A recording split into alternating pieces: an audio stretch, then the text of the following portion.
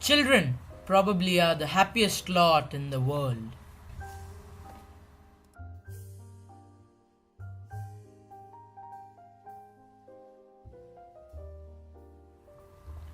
Oblivious to the complexities of life, happiness doesn't seem to come with an option for them. No fears, no tensions, no anxiety, no jealousy.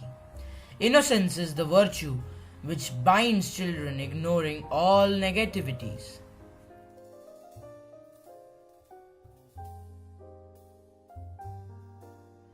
But for adults, it is almost impossible to maintain that simplicity in today's highly complicated and competitive world.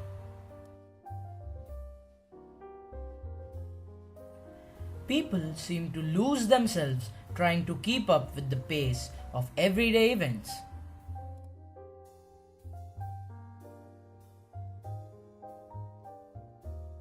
The obvious result is frustration and depression, leading to complete loss of happiness. So basically we're discussing what happiness is or what happiness means. Happiness is basically a state of mind or an emotion that every normal individual is capable of. If you see a young child, you see that the child is laughing, the child is playing, the child is bubbly, and there is no specific reason as to why the child is doing this. It's just his normal state. So the child is happy just by himself. But then as the child grows up, as the society teaches him, as there are pressures on him, then a child starts developing a thought process where he places his happiness and says that I am happy only if these conditions are met. Say for example, a student might say that I am happy if I get X number of percentage in my exams. I am happy if I get this scholarship.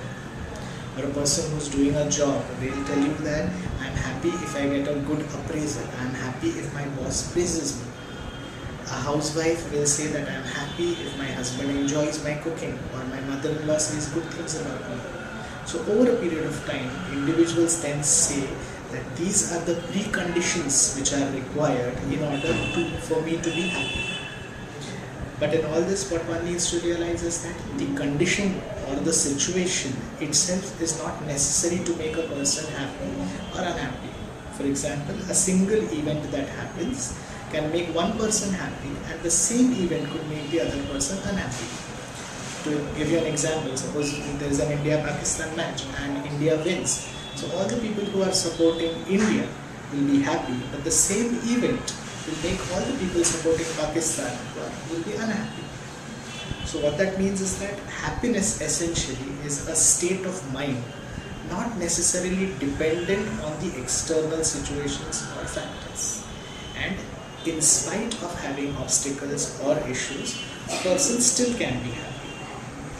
As far as psychiatric illnesses are concerned, there is an illness called depression where a person does feel unhappy or does feel sad, and that is because of the illness. The person doesn't want to feel that way, but he feels so because of the illness. And in case a person does have these symptoms of depression where he is feeling unhappy, then proper medications and treatment will get rid of these symptoms, and he can be back to being happy again.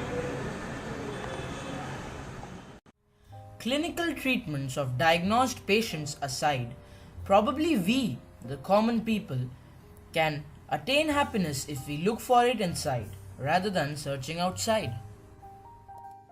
Well set priorities, an attitude of compassion towards the surrounding world, and finding joy in simple day-to-day events of life are some of the keys to being happy.